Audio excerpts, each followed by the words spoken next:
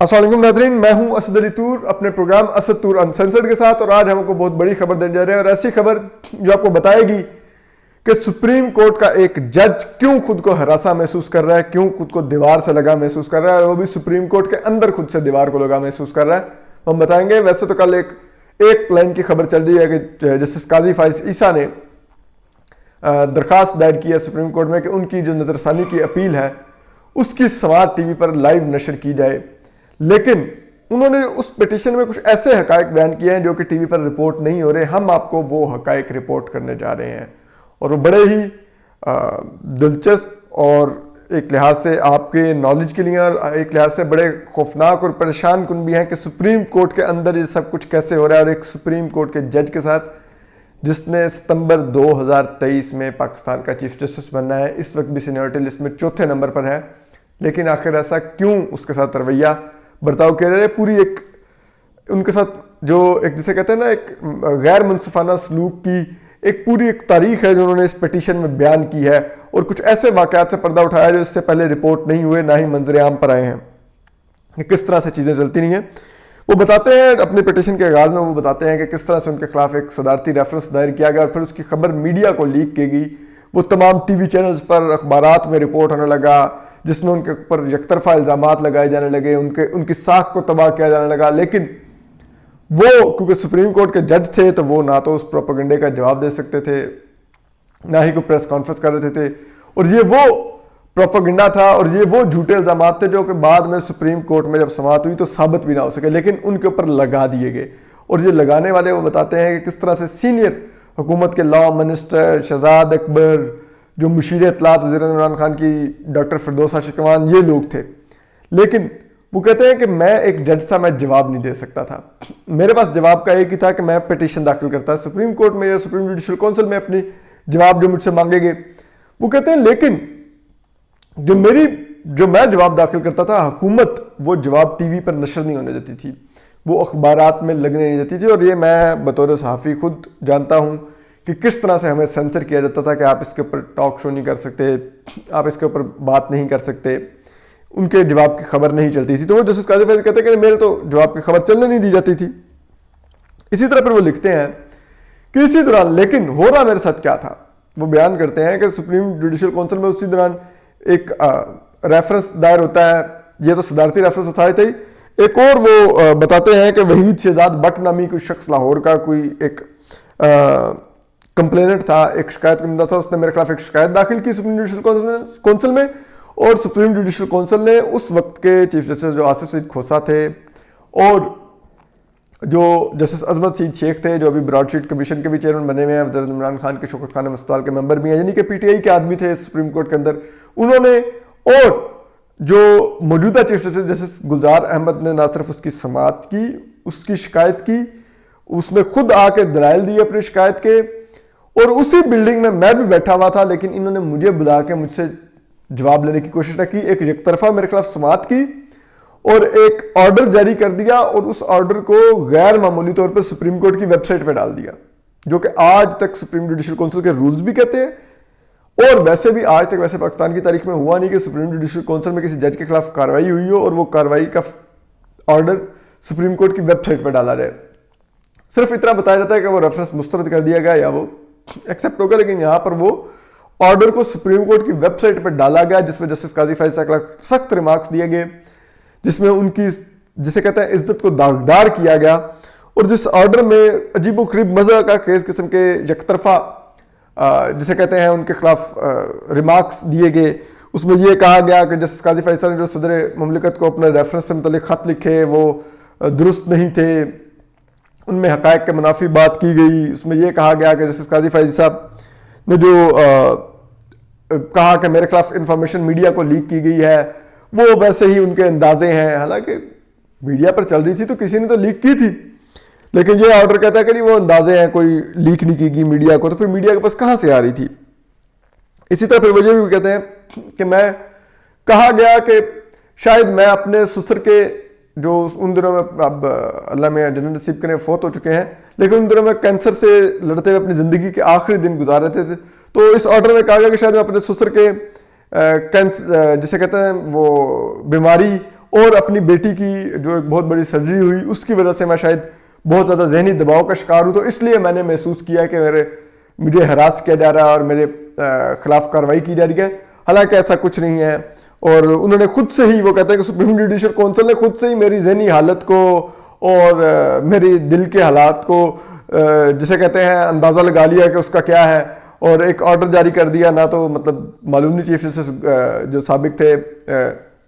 آصف سعید کھوسہ، شاید وہ کوئی سائیکیٹرسٹ سے کہ وہ جسٹس قاضی صاحب حفیظ کی ذہنی حالت پر کمنٹ کر رہے تھے۔ اور اسی طرح وہ کہتے ہیں کہ یہ بھی کہا گیا کہ میں کیونکہ گرمیوں کی چھٹیوں پر تھا تو اس لیے مجھے بلایا نہیں گیا، لیکن یہ ہے کہ بس ٹھیک ہے، انہوں نے میرے خلاف آرڈر جاری کر دیا اور وہ سپریم کورٹ کی ویب سائٹ پر بھی ڈال دیا، اور یہ بھی کہہ دیا کہ میں نے جو وزیر عمران خان سے جب کہ وہی وزیر عمران خان جب میرے خلاف میری بیوی بچوں کے احساسوں پر سوال اٹھاتے ہیں تو اگر میں نے ان کے جواب بھی ان کے احساسوں پر اٹھا لیا کہ کیا آپ نے وہی اصول اپنے بھی بیوی بچوں کے احساسوں پر اپلائی کیا ہے، تو اس کے اوپر کہا گیا کہ یہ بڑا برے ٹیسٹ میں تھا یہ میرا سوال اٹھانا۔ تو وہ کہتے ہیں کہ یہ ریفرنس جاری کیا گیا، اور پھر وہ کہتے ہیں کہ جیسے عظمت سعید شیخ کا بتاتے ہیں کہ ان کے ریٹائر ہونے میں 6 دن رہتے تھے، لیکن پھر بھی میرے خلاف جو سپریم جوڈیشل کونسل کی سماعتیں کر رہے تھے ریفرنس کی، اور بڑی جلدی میں تھا کہ میرے خلاف فیصلہ دیا جائے۔ اور اب سوچئے کہ یہ وہ جسٹس عظمت سعید شیخ کے بارے میں اب ان کے الزامات کیوں درست ہیں کہ وہ جسٹس عظمت سعید شیخ ریٹائر ہو کے شوکت خانم کے بورڈ ممبر بن گئے،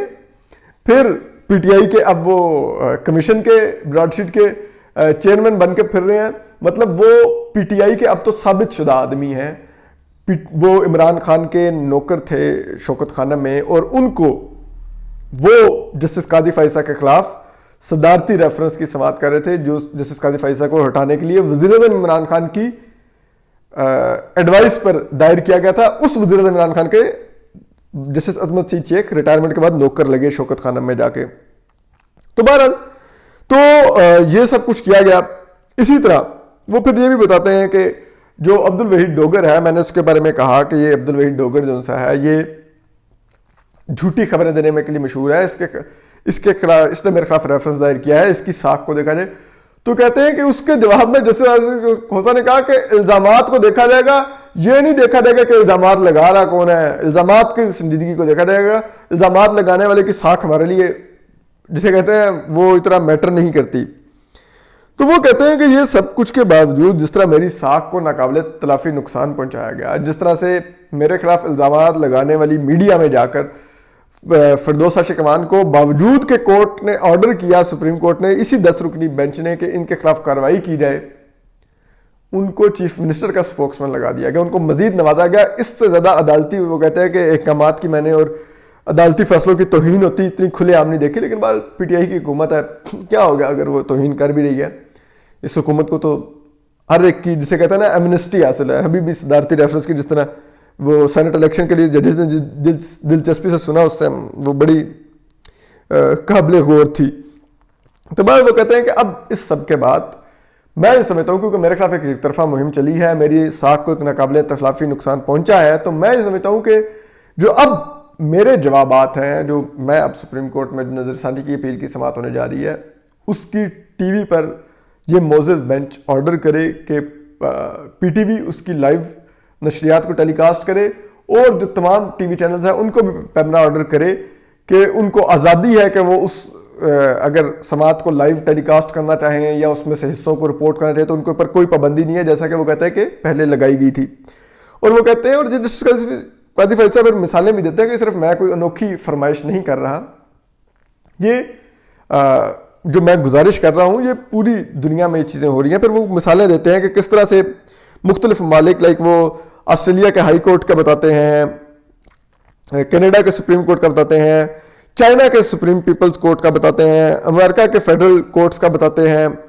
European court of human rights کا بتاتے ہیں، federal constitution courts and supreme courts of Germany کا بتاتے ہیں، یعنی کہ جرمنی کی سپریم کورٹ بھی، اور supreme court of New Zealand کا بتاتے ہیں، supreme court of South Africa کا بتاتے ہیں، سپریم کورٹ آف برازیل کا بتاتے ہیں، انٹرنیشنل کرمنل کورٹ کا بتاتے ہیں، بھارتی سپریم کورٹ کا مثالیں دیتے ہیں، اور برطانوی سپریم کورٹ کی مثالیں دیتے ہیں کہ جن کی جسے کہتے ہیں ملینز میں، کروڑوں میں لوگ ان کی سماعتیں دیکھتے ہیں جو لائیو ٹی وی پر نشر کی جاتی ہیں ان ممالک میں سپریم کورٹ کی سماعتیں۔ تو وہ کہتے ہیں تو اسی طرح میری بھی سماعت نشر کی جائے۔ تو یہ ایک ماحول ہے، اگر آپ یہ اس کو سنیں کہ ایک سپریم کورٹ کے جج کے ساتھ کس طرح سے ناانصافی کی گئی. اور اب بھی جس طرح سے جسٹس گلزار احمد اور کے سربراہی میں 5 رکنی بینچ نے اپنے ہی اس بینچ کے شریک جج جسٹس قاضی فائز عیسیٰ کے خلاف ایک فیصلہ جاری کر دیا جو کہ کسی طرح سے بھی نہ قانون میں اس کی کوئی نظیر ہے، نہ آئین میں نظیر ہے، نہ پوری دنیا میں اس کی کوئی نظیر ہے، نہ عدالتی فیصلوں میں کوئی نظیر ہے. کس طرح کا ایک سپریم کورٹ کا بینچ اپنے ہی بینچ کے رکن جج کے خلاف فیصلہ جاری کرے کہ آپ وزیر عمران خان کا کیسز نہیں سن سکتے. وہ فیصلہ جسٹس گلزار احمد نے بھی لکھ کے جاری کر دیا. اس کے خلاف بھی جسٹس جو تھے قاضی فائز انہوں نے ڈیسنٹنگ نوٹ جاری کیا کہ کس طرح کا فیصلہ جاری کیا. اس میں انہوں نے وہ لیٹر بھی ریپروڈیوس کیا کہ کس طرح سے ان کے لیے گئے نوٹس کے اوپر جو انہوں نے اور جسٹس مقبول باقر نے لیا تھا، جسٹس مقبول باقر کو نکال کے ایک نیا جسٹس قاضی فائز چیف جسٹس گلزار احمد نے ایک بینچ بنا کے اس کے آگے سماعت کے لیے وہ مقرر کر دیا نوٹس، کیونکہ وزیر عمران خان کے خلاف وہ نوٹس تھا. تو اور پھر اس میں ہی ان کا بجائے وزیر عمران خان کے وہ اس جو کرپشن کے معاملات تھے اس کے اوپر کوئی فیصلہ تھا، فیصلہ میرے خلاف دے دیا. تو وہ اس سب کے اوپر وہ سوالات اٹھاتے ہیں. تو ایسے میں ایک جج جب خود کو یوں سپریم کورٹ کے اندر تنہا اور ہراساں فیل کرتا ہو تو یہ بڑا ہی سوالیہ نشان ہے. اور یہ جسٹس قاضی فائز عیسیٰ کے خلاف ہونے والی کارروائیوں پر جو ایک خاموشی ہے سپریم کورٹ کے اندر اور جس طرح سے معاملات چل رہے ہیں یہ بڑے ہی پریشان کن ہے. یہ پاکستان کی سب سے بڑی آئینی عدالت ہے. اگر وہ اپنے ہی ایک جج کے ساتھ انصاف نہیں کر پا رہی تو پھر ایک عام آدمی کے لیے نظام انصاف پر اعتماد کتنا اس کا مجروح ہوتا ہے، کتنا اس کے لیے وہ خوف کا ماحول قائم ہوتا ہے. یہ بڑا سوچنے کی بات ہے. تو اس کو دیکھنا چاہیے. اور اب 1 مارچ سے سماعت شروع ہونے جا رہی ہے جسٹس قاضی فائز عیسیٰ کی نظر ثانی اپیلوں کی. اور اس میں اب مسز سرینا ایسا جسٹس قاضی فائز عیسیٰ کی اہلیہ ہیں وہ بھی فریق ہیں. اور دلچسپی کی بات یہ ہے کہ یہ بھی سپریم کورٹ کی تاریخ میں انوکھا ہوا کہ مسز سرینا عیسیٰ اس پٹیشن میں فریق نہیں تھیں لیکن ان کے خلاف فیصلہ آیا، جو کہ سپریم کورٹ میں ایسے ہوتا نہیں کہ جو شخص فریق نہ ہو سپریم کورٹ اس کے خلاف فیصلہ نہیں دیتی. وہ کہتی ہے یہ ہمارے دائرہ کار میں. لیکن مسز سرینا عیسیٰ کے خلاف جو کہ اپنے ہی ایک ساتھی جج کی اہلیہ تھیں سپریم کورٹ نے فیصلہ دیا کہ وہ FBR میں جا کے بھگتے اپنے خلاف ایک انکوائری جس کا کہ کوئی انیشیٹ اس سے پہلے نہیں کی گئی تھی. تو اب دیکھتے ہیں کیا ہوتا ہے. ہم آپ کو اپڈیٹ کریں گے 1 مارچ سے اس سماعت سے بھی. اپنا خیال رکھیے، سلامت رہیے، اللہ حافظ.